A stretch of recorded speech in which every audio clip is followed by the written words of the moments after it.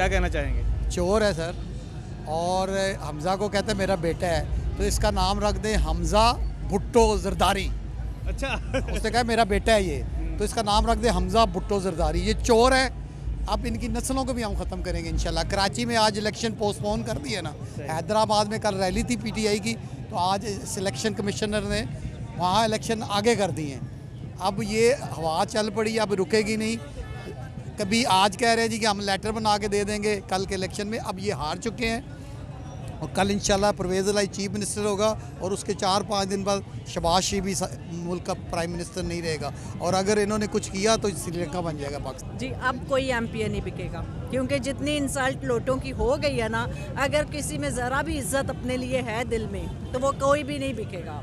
जितने मर्जी वो अब पैसे ऑफर करें, सब लोग पीटीआई के साथ हैं। सबको पता है कि आपकी आवाम जो है वो अब पीटीआई के साथ है, जरदारी के साथ कोई नहीं है, और ना शहबाज शरीफ के साथ। पैसों के लिए तो कोई भी बिक जाता है। अब नहीं बिकेगा। अब ऐसा क्या हुआ है?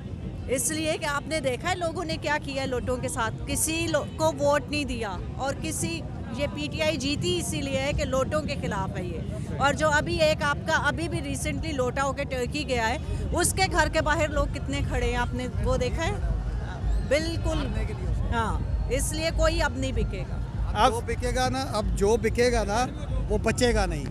आप समझते ये इतना बता दूं, जो बिकेगा वो बचेगा नहीं। आप समझते हैं जिस तरह श्रीलंका में हुआ है, ये अभी अल्लाह ना करे पाकिस्तान में हो, लेकिन जो बिकेगा ना वो पाकिस्तान में नहीं रह सकता। आपको इतना बता दूं, यानी कि अब जो टोटली फैसला है वो अवाम के हाथों में आ चुका है। पीटीआई बड़ी एक काम और क्वाइट किस्म की है, किसी को मारती नहीं है। लेकिन अगर इन्होंने अब बिके तो फिर इनको मारना भी पड़ेगा। जो बिकेगा उसके, और दूसरा इमरान को इन्होंने हाथ टच भी किया ना, तो फिर इनकी मौत है सारों की, इलेक्शन कमिश्नर हो जो भी हो। बहुत शुक्रिया।